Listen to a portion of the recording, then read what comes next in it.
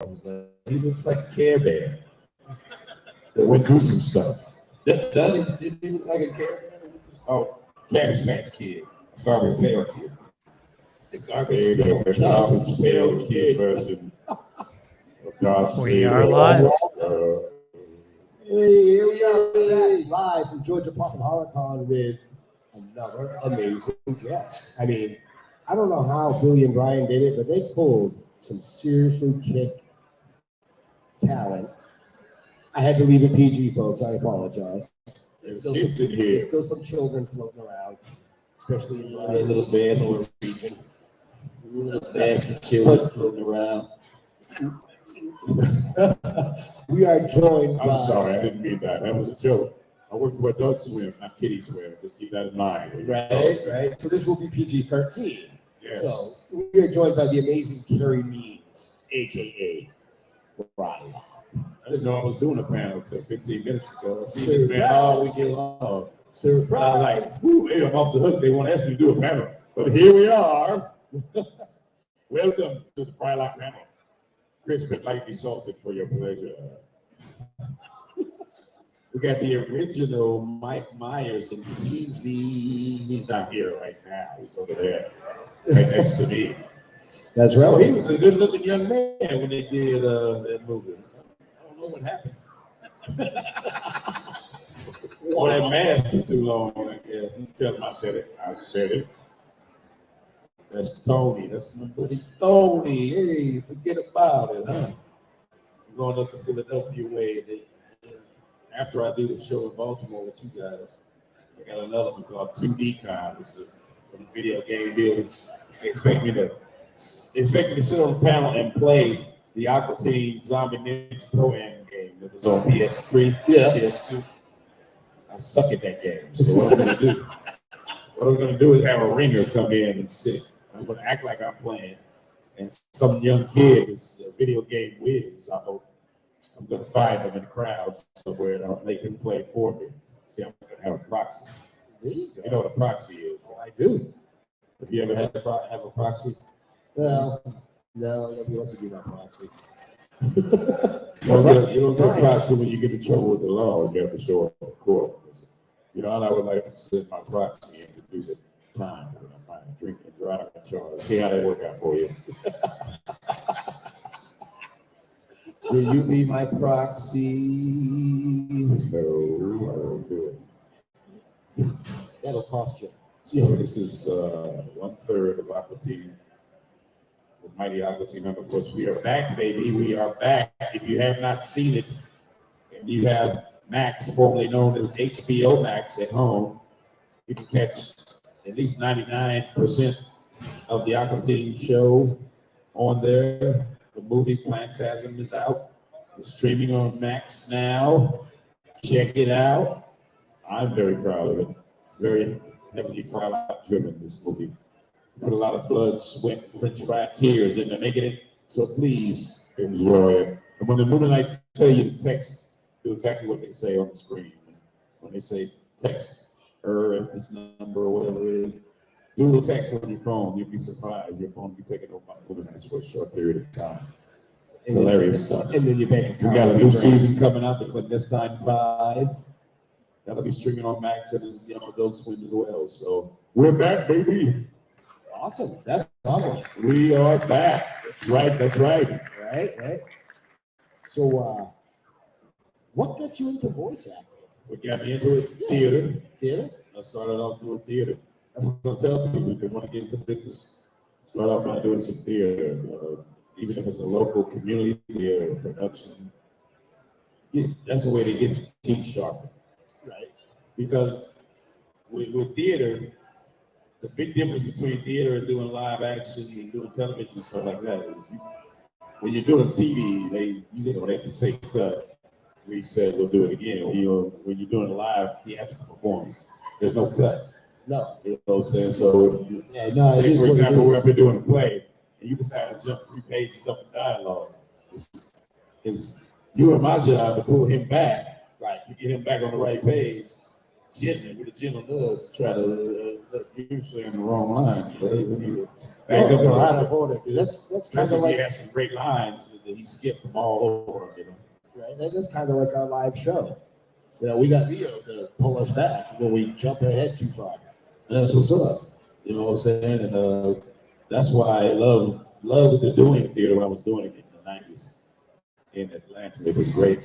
I sang with the Atlanta Opera Chorus, the Atlanta Symphony Orchestra Chorus. I did a Ren Fair, spring of '95. I was so Richard, you good, the most famous man, and all that. Wow. So So yeah, you're originally from the Atlanta area. I'm originally from St. Louis, Missouri, Oh, but I moved to Atlanta in '93. Probably older than some of the people in this room. They weren't even born in '93, right.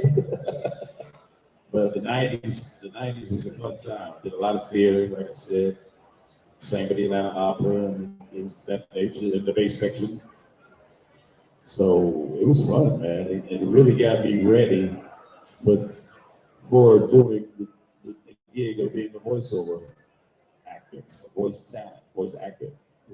And it's totally different than doing, because, you know, actors on television and film, they can emote with their faces. Right. You know, they can say volumes with an expression or a glint of an eye or something like that. But when you're in that booth, it's just you and a microphone, you got to convey all those same emotions with just your voice.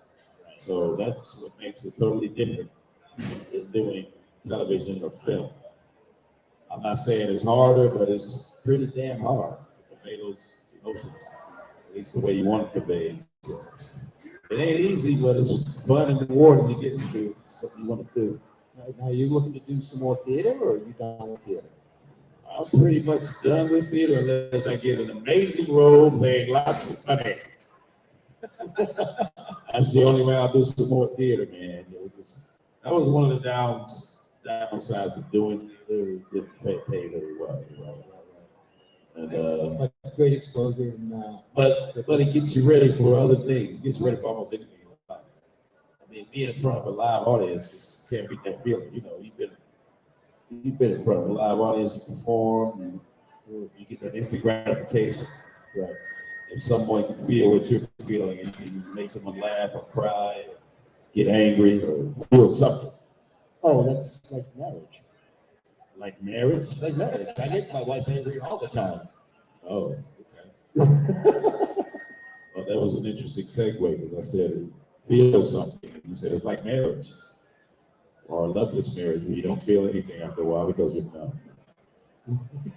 But not my marriage. My marriage is good. Hi, honey. You're listening to this. I love my wife, Mrs. Frylock. She's the best Mrs. Frylock I've ever had. She's the only one I'll ever have, I hope. Knock on the wood. How long you been married? Oh, about 4 years. But we've been together about 13 Nice. overall. Yeah. Congrats. Met her at DragonCon. In Atlanta. Yeah, she stalked me for a while now. I married my stalker. I'm stalking Frylock. No, you know, they say that's when you made it, when you get a stalker. Right? You ever had a stalker? No, but he has one. You got a stalker? I have two now. Oh, you have two stalkers? Really? Really? Yeah, they're mess with. What's the deal? You know, like I used to spend my summers on a little lake up in Maine. Yeah. And one of the other little ladies that was there, and little kids, just kind of latched on. She just never let go. And she's following me 50 years. 50 years? 50 years. That's not a stalker, that's an ex-wife.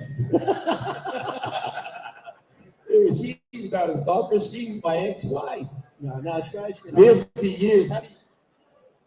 If I make a post on Facebook, she's the first So no one. matter where you move, no matter where you live, no matter what address, she would always pop up. I'm on social media. Oh my God, this boy was obsessed with you. Did y'all have a relationship at one time? Or? Well, I was 14, 15 years old. Oh yeah. Little touchy-feely, little dry humping going on, maybe. Well, when you're in the middle of the woods up in Maine, Something's going on. She was impressed with your prowess, apparently, up in the trees in Maine, whatever they got in Maine. Getting out in the boat fishing. Y'all shared some lobster and some crab legs, and that was it. She took a bite of my crab leg, if you know what I mean. Yeah, the main. Oh, boy. Yeah, in the middle If of you the- haven't had any stalkers, No, that you thank, know of. no, thank God. And if I do, then I kind of ignore the message anyways. Well, if I have any stalkers out there, what's up? Let's party. Hey, Barbie. Anybody see Barbie? The Barbie movie? What'd you think? Yeah. Was Ken portrayed as very masculine?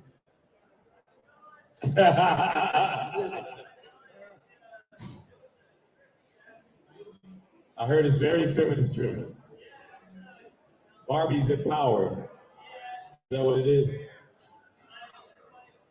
But all the girls who go to see Barbie are like legally blind type girls who want to be Barbie, want to be the stereotypical image that Barbie is trying to get away from. Is that the deal? They're all wearing pink and bring all their little poo-poo dogs with them and stuff.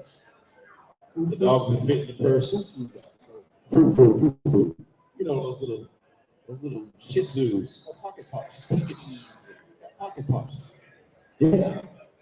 They breed them like that now. You know, especially in the Orient, in Japan. They breed them so they're small enough to fit in the palm of your hand or in your purse. Yeah, it's crazy. They call them teacups. Teacup dogs. Yeah. That's really weird. How do we get into teacup dogs? I have no idea. Oh, I looked over because we have questions coming in on the internet. So one of the questions is your favorite Stan Lee cameo. My favorite what? Stan Lee cameo. My favorite Stan Lee cameo? Yeah. The one when he was in Deadpool, he was at one of the strip club. Coming up to the stage, Candy! I just replayed the Spider-Man game for PS5, the remastered version.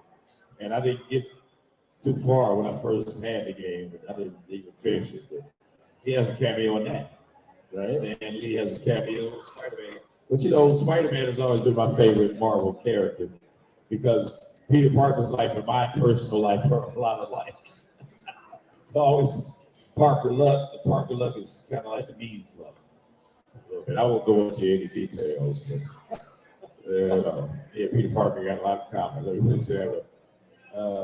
So Frylock is my superhero alter ego, right? Spider-Man is his. So, yeah. They're both red. One clings to walls and one floats and shoots laser beams from his eyeballs. Very similar. Very similar. Very similar. Frylock is more like Doctor Strange, or people ask about the lightning bolt with Frylock's face. Yeah. This is not my answer. This answer comes from Dave Willis, who's the co-creator of the show, and he co-writes it, co-directs it, produces it. Well, Adult Swim produces it. They don't even own it. Adult Swim owns it. But anyway, the lightning bolt of Frylock's face is akin to Harry Potter wizardry. So Frylock is basically a wizard. He's probably taught a couple of classes at Hogwarts in his day. So that's the deal. That's why he's got the lightning bolt on his face, a la Harry Potter. Frylock's a wizard. He's a tree wizard, not like the Alabama character that shows up on Aqua Teen every night.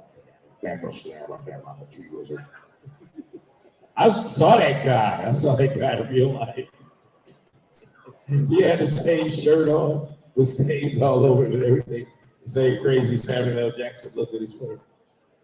I'm a tree wizard. You know the guy. It's like the greased up deaf guy on Family Guy. Thanks for watching America. We're back. Aqua Teen Hunger Force has been #1 in the hood. We'll be back in the hood again. Give me another question. Shoot, fire. So it says, you have a strong social media presence. How do you find time to keep up with your fans? I don't. My wife does it for me. So, not all the time. I do try to answer people when they ask me questions or when somebody orders something. Like, I have a Facebook sales page. If you go to Carey Means _ the voice of Frylock, you can see all the stuff that I have on my table over there for sale. You can order some stuff. I do commission pieces. For Aqua Teen commission pieces. They start at $180. I mean, if you want Carl jet ski and the Meatwad to be the jet skis fighting the Moonlights on Lake Winnebago, that's going to cost you a little more than 180. Right. So basically, they start at 180. That includes 3 Aqua Teens, maybe Carl and a Moon Night or 2 thrown in. And then the price goes up from there. Like this one guy wants me to do, he wants me to do the Aqua Teens, break it into an edible bakery. So, you know, that's a little above the 180 pay scale, but I work with you. Right. I still haven't done the piece yet. I'm working on it. I said, I need some pictures of a bakery. You know, okay, send me some pictures of your bakery, man. I like how you said that. I need pictures of a bakery. Period. Who knows what the edibles are? Well, you know, the Aqua Teens don't have the expressions on their face like they might have eaten one too many edibles, if you know what I mean. I know what you mean. I know exactly what you mean. That's why I moved. I ate an edible of the show once, man, and it was one of my own that I brought with me. I was hosted by my own guitar. I made these special brownies, you know, and I was passing them out to my close friends at the show. And then I messed around and ate one of them myself. I'm at the table like this. Like, Carey. I'm here. I almost got locked in the venue. Turned the lights out and everything. My boy had to come and get me, take me back to the hotel room.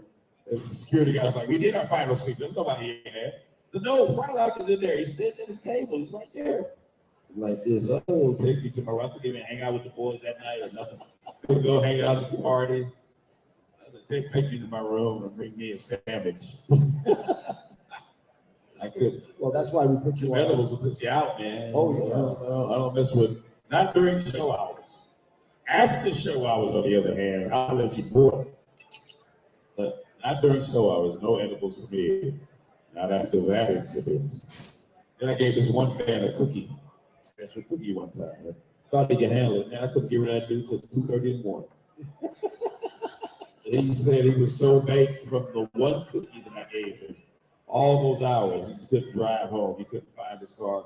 He couldn't do this. He couldn't do every solution me and my buddy were coming up with, he was just knocking down. Can you call your brother? Well, my phone's dead. Use my phone. I need Wi-Fi. I got Wi-Fi over here. Everything we were going up with, he was like, I can't do it. Well, I hang out with Frylock till 3:30 a.m. I said, this ain't that type of party, you know, not that type of party. So we don't. I mean, we've been eating up some serious time already. We only have about 4 minutes left with Frylock. 4 minutes to go. We're gonna send them back. We got any questions for the audience? Yeah, that's where I was going. We got a question from the audience here. Right there, sir. I'm gonna bring you down the microphone. Yes, sir, you, sir. I love that in the water board. Yes, sir, you, sir. No, don't yell it. Just bring the microphone. You can speak legibly with your smooth pillow talk voice. So I wanted to ask, when it comes to Meatwad and Master Shake, and also Carl, out of those three, which one do you enjoy working with the best? Are you talking about individually? Yeah, either way. Because one guy does Meatwad and Carl. I know that. But Dave Willis. Master Shake. Dave Willis does Meatwad and Carl. Danny Snyder is the voice of Master Shake. What was the question again? Out of the three, which is your favorite character? Because obviously Frylock would be your favorite. Well, I'll give you an answer that I gave someone who asked me if you could hang out with any character on the show outside of your own character, who would it be? Of course, it has to be Carl. I mean, who wouldn't want to hang with Carl? He knows where to get the best chicken wings, where the gentleman's club is tonight. As long as you keep away from ham, banana, or spaghetti, they'll be okay, right? And that toilet that Frylock made, it sucked his innards outwards, inwards. I think Carl he might not have died as many times as Kenny, but he's died more horrifically than Kenny has ever passed in South Park. Somebody actually made a list of the characters that have died the most, and of course Kenny was number one. I think Carl was an honorable mention. Carl he's died more horrifically than Kenny ever has. Kenny just gets drug away by rats or whatever. Carl would probably get raped by the rats and then regurgitated and raped again. That's what would happen to Carl. They sold his foot to his head.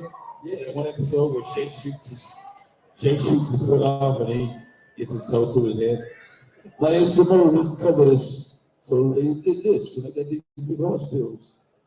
You want to come over there with you with the magical man? He's over there. We got another question back. Another question. For Ghostbusters. Hey, how are you? Hey. My question is, of all the shows that were on Adult Swim back in the day when I was in college, you and C-Lab and all of them, why do you think that Aqua Teen has stood the test of time? And why do you think they will still be on air for another decade to come, at least? Because it's number one in the hood, G. Why else? I wish I could answer that with an intelligible, philosophical, sweeping, grandiose response, but your guess is as good as mine. I don't even know. So I've literally had people come up to me and tell me how my show has changed their lives and having through some rough times and whatnot. And I was like, my show? Really? But I'll take what I can get. You know, if our show has made the lives of certain people a little brighter, then I'll take that. So we have one more question, and then we're gonna let Mr. Means get back. All right, we'll do 2 questions only because I saw you raise your hand. Okay, make and it then we're quick. gonna let him get back to his table, folks. You can head over there and, see all the amazing stuff he has. You know what I'm saying? Are there any lines that you improvise in the TV show? Are there any lines I've improvised? Were there any lines? Oh yeah, All right. absolutely. Most of them. Nice. I improvised a lot when we did the Bar Dollars episode with Seth MacFarlane as Wayne the Brain McLean, while Frylock was winning. And he was saying stuff like, "Booyaka, booyaka! Fry man in the house, we're gonna blow up like a fat man smoking at a gas station." Things of that nature. Who did that? I didn't do that. No, it was me. I got too close to the mark. So last I question. thought you were shrieking like a little girl over there. I was. Look, it's Frylock. Yes, sir. There you go. So what was your favorite performances, Frylock? Like maybe an episode, but like what was the? Oh, I can tell you what my favorite episode was. Super Birthday Snake. Meanwhile, wants a pet. Instead of a funny, fuzzy little bunny rabbit, a snake comes thanks to Shake. Staples the ears to him. Well, Nathan, this is gonna hurt, but it's only gonna hurt once, but damn, will it hurt? Frylock gets all pimped out and kills everybody. Come on, how could that not be my favorite episode? Why don't you bring over a couple of bitches? Or put a cigarette in your damn eye? Sorry, kids, if there are any underage kids out there. That was a line from the show. My favorite episode, Super Birthday Snake. Thank you. So on that note, we have to let Mr. Carey Means, aka Frylock, go back to his table. So please head over to Celebrity Row, down the side over there. Yeah, right. You got your left turned in the right direction. Absolutely, absolutely. And go see all the amazing stuff he has. It's been a French fry blast, guys. Peace, love, and fried grease to all out there. Come see me and get something for yourself, your kids, your grandkids, and grandma too. Let's give it up for Carey Means. All right, Georgia. So I think we got one more panel left after this. And on that note, Leo, take us out.